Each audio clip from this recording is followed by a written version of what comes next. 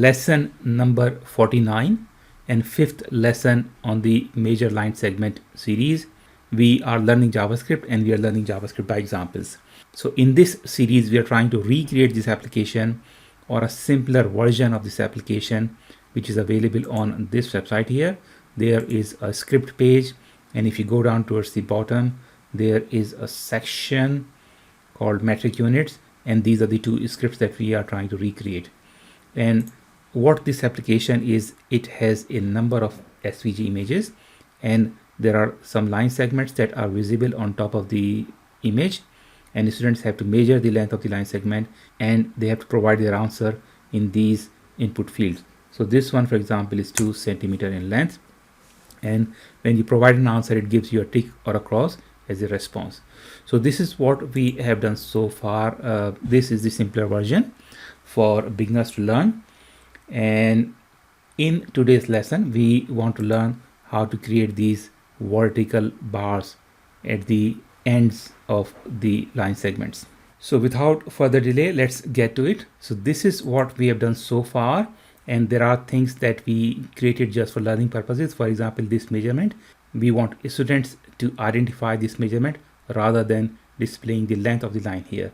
And we also want to get rid of this blue line, and we want to move the whole div a bit down.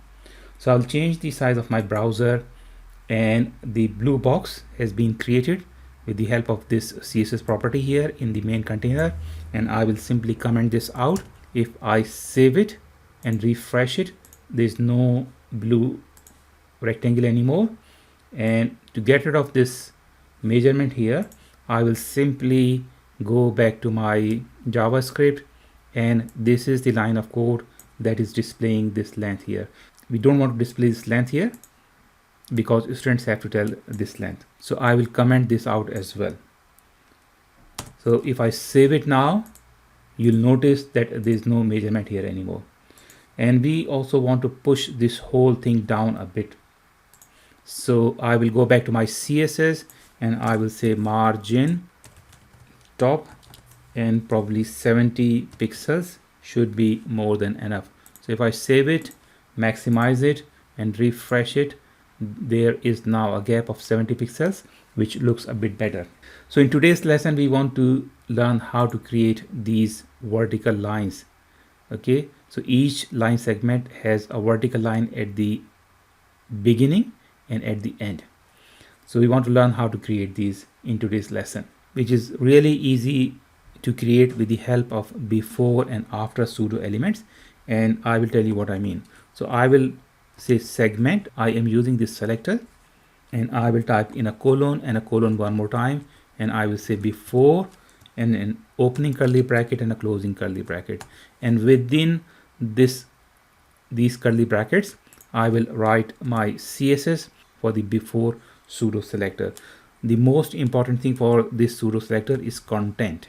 Okay, without this property, this will not work. So content has to be within the single quotation, and I want to type a vertical bar to represent this line. Now this vertical bar is just above the enter key. It is also known as pipe, and if I save it and go back to my browser and maximize it, refresh it, you'll notice that there's a vertical bar at the beginning of the line segment, and this is true for all the line segments. We have to change the color of it. So I will say color, red color. If I save it and refresh it, the line now has a red color. However, this is not in the right location. So I will go back to my CSS properties, and I will say position relative and top minus 6 pixels. And if I save it and refresh it, the line has gone a tiny bit up. So this probably will be 9 pixels. So if I save it and maximize it and refresh it, it's probably just right. Although it has to be right at the beginning. So to fix that, I can say margin left and maybe 0.5 millimeter. So if I save it and maximize it, refresh it, should be minus 0.5 pixel. So if I save it and refresh it, we have the vertical bar located perfectly on the right location. So we have to do the same thing on this side of the line segment. So I will change the size of my browser one more time, and I will copy this and paste this here, and this time we have to use the after pseudo element. The content is same, the color is red, position is relative, and top position is same. We will have to add another property, and I will say left 100%, and I will check to see what should be the margin, what should be the left margin.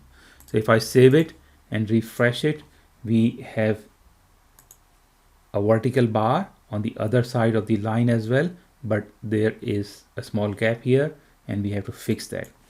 So I will say maybe it has to come towards the left.